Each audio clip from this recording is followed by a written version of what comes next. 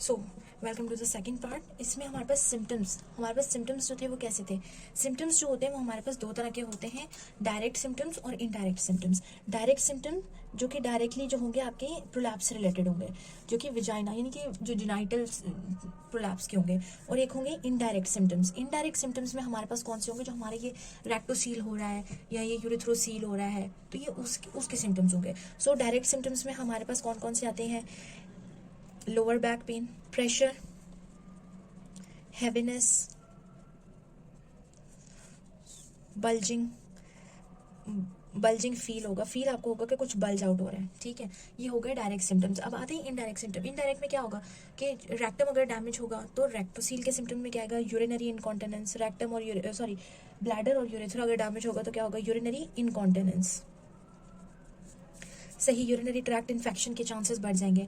और वही अगर रेक्टम वाला एरिया रेक्टोसील होगा तो फिर उसमें आपके पास क्या आएगा, कि आपको वहाँ पर भी फीकल इनकॉन्टिनेंस फील होगा।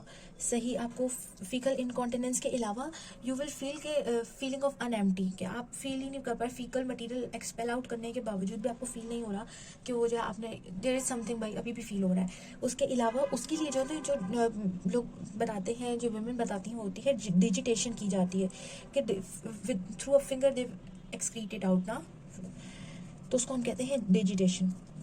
ये चीज़ें होंगी। अब उसमें staging of pelvic organ prolapse, इसके लिए आपने क्या याद रखना है, 3 स्टेजेस हैं, स्टेज 1, स्टेज 2 और स्टेज 3।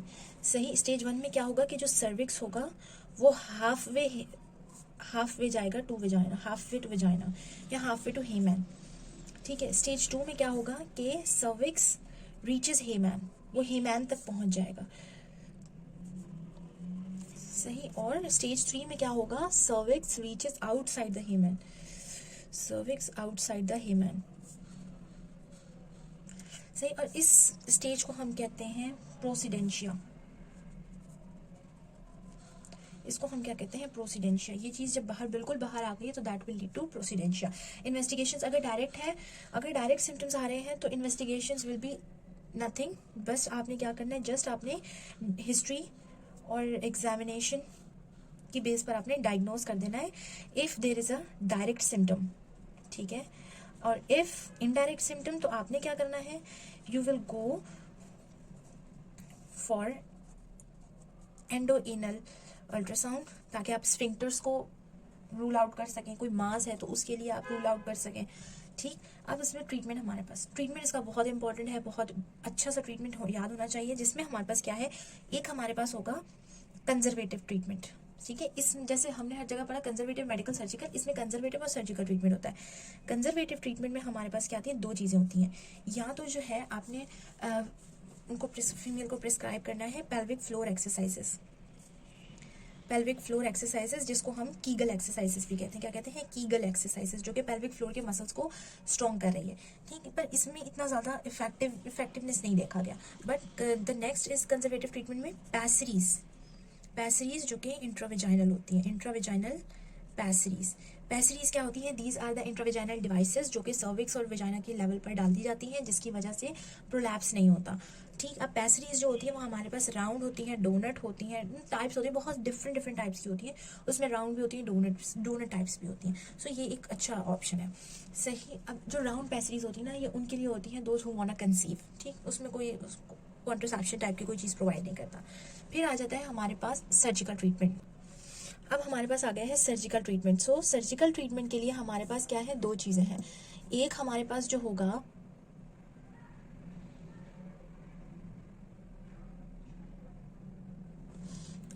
जो सर्जिकल ट्रीटमेंट में हमारे पास है, एक है ऑब्लिटरेटिव टाइप जो होगी सर्जरी की, और एक होगी रिकंस्ट्रक्टिव। सही, अब हमारे पास जो ऑब्लिटरेटिव टाइप की है उसको हम लोग कहते हैं, उसको हम कहेंगे कॉल्पोकोलिसिस। कॉल्पोकोलिसिस क्या होती है कि इसके अंदर जो है आपने विजाइना का जो ल्यूमन बहुत ज़्यादा बड़ा हो गया था, ठीक है, आपने उसको क्लोज ऑफ कर देना है या फिर उसको सूचर्स दे के उसको नैरो कर देना है। ठीक है, तो उसको हम क्या कहते हैं, कॉल्पोकोलिसिस। ठीक। रिकंस्ट्रक्टिव में हमारे पास देखो, अब हमारे पास इतने सारे हमने टाइप्स पढ़े हैं, तो उसके अंदर कि भाई किधर डैमेज होगा तो हम क्या करेंगे, तो उसी हिसाब से हमने रिकंस्ट्रक्टिव करनी है। ठीक। अगर there is a complain for the anterior और पोस्टीरियर टाइप का, जो हमारे सेकंड लेवल पर जो डैमेज था, जिसमें एंटीरियर और पोस्टीरियर फेशिया जो था वो डैमेज था, तो उसको उसकी वजह से रेक्टोसील और यूरेथ्रोसील था, तो उस कंडीशन में आप क्या करेंगे, उसको आप कहेंगे कॉल्पोरैफी कॉल्पोरैफी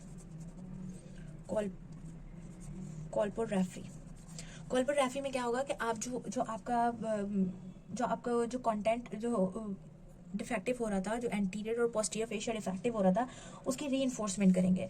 ठीक। उसको प्रॉपर करके उसको कॉल्पोरैफी कर देंगे। ठीक। फिर उसके बाद हमारे पास आता है इन केस कि अगर फर्स्ट लेवल पर डैमेज था। अब फर्स्ट लेवल पर डैमेज में ये होता है कि या तो आप हिस्टेरेक्टमी कर दें, या फिर जो है आप एक और जैसे सैक्रोस्पाइनस लिगामेंट है, आपने उसके साथ जो है उसको उसको जो है प्रोलैप्स्ड ऑर्गन को उसके साथ अटैच कर देना है। तो ये था टॉपिक और it's completed. If you have any query you can ask. Thank you.